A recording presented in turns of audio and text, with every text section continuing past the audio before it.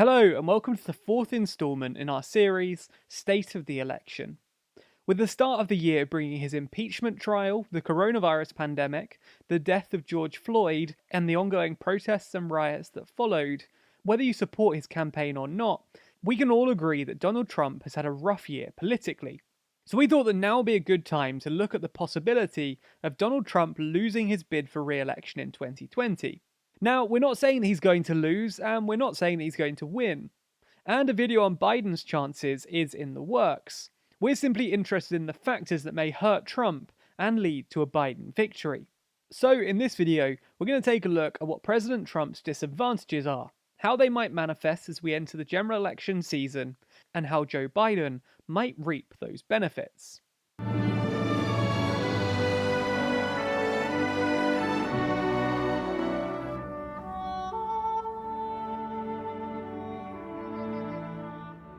If you haven't already checked out the rest of our State of the Election series, there's a link to the full playlist in the description below. Also, if you want to be updated when future episodes in this series come out, as well as all of our other content, then be sure to subscribe and hit the bell icon. So, before we start, let's take a look at how the race currently stands.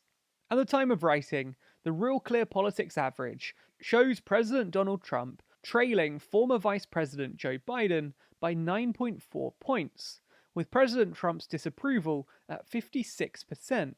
Now, obviously it's worth saying that we're still 4 months away from the election, so these polls could drastically change between now and November 3rd, especially considering both conventions are still yet to be held, and historically speaking, candidates usually receive a bit of a bump in the polls after their convention. In fact, we did a more deep analysis about the important points to consider regarding polling in one of our other recent videos. There's a link to that in the description. So why is Trump currently trailing behind Biden in the polls? Well, the president has received a lot of criticism for his administration's handling of the coronavirus pandemic. We discussed the Trump administration's handling of the crisis in another video, but safe to say that with the US leading the world when it comes to COVID cases and deaths, the US management of the outbreak isn't going swimmingly. The real question for this video, though, is how does the Trump administration's handling of the coronavirus impact his election chances? Well, considering the number of cases I mentioned a moment ago, major spikes in several cases going on at the moment, and the apparent second wave on the horizon, the short answer is that the crisis likely isn't going to help Trump in the fall. To be fair, however, the responsibility of how the pandemic has been handled and the consequences thereof are not solely on President Trump. State and local leaders also have to bear some of that responsibility. But the question is, who will voters hold responsible? Polling from 538 shows that currently less than 40% of those polled approve of Trump's handling of COVID, a number which falls to 36% when talking about independent and potentially persuadable voters. It's obviously hard to predict how polling conducted about the virus in July will impact the election in November, but the virus has taken a serious dent in the Trump campaign.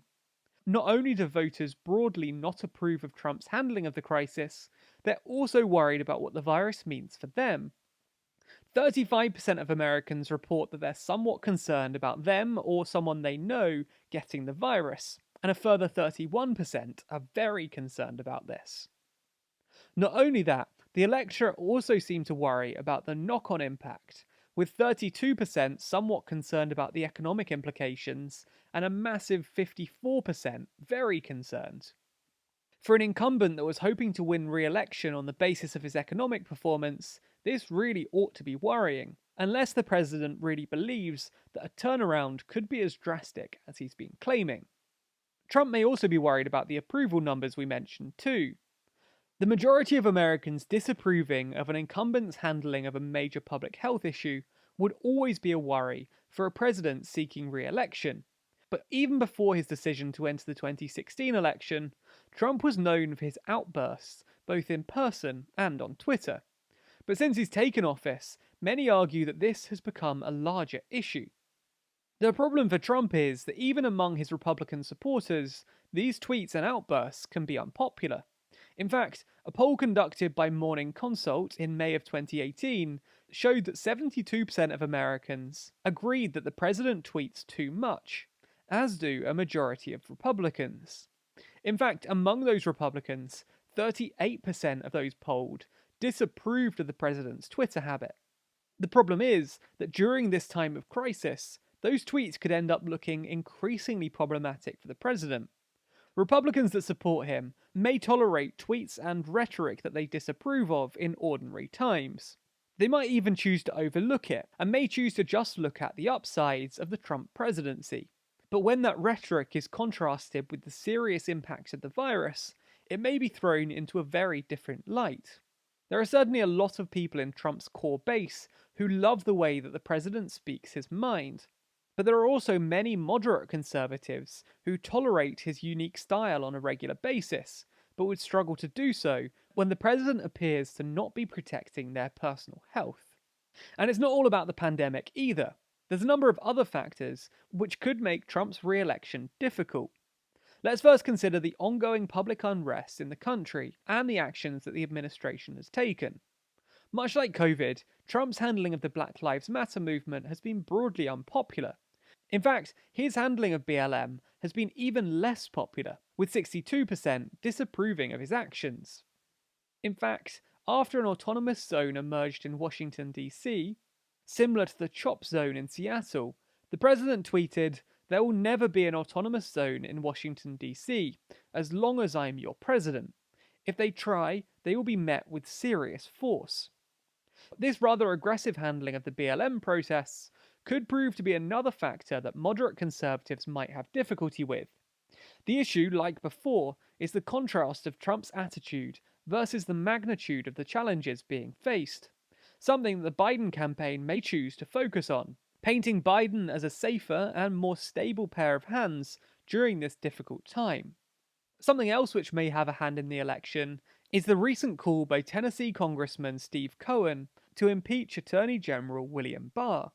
Cohen filed a resolution with the House of Representatives on Wednesday that would authorize an impeachment inquiry against the Attorney General.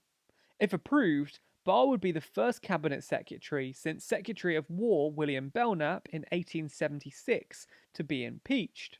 Now, while Barr would be the one who was impeached, it would certainly have some impact on Trump's re-election. After all, Donald Trump is the person who appointed Barr, and ultimately could face consequences for that decision should Barr be impeached. Now, while we've talked extensively about President Trump's positions and actions regarding a lot of his domestic policies, i.e. the coronavirus and ongoing racial debate, what we haven't really addressed in this series is his foreign policy, and how that will play into his election chances. That said, we won't go into a huge amount of detail here, as we're focusing on Trump's difficulties regarding a re-election. So if you'd like us to look in more detail about Trump's foreign policy, be sure to like this video and comment down below.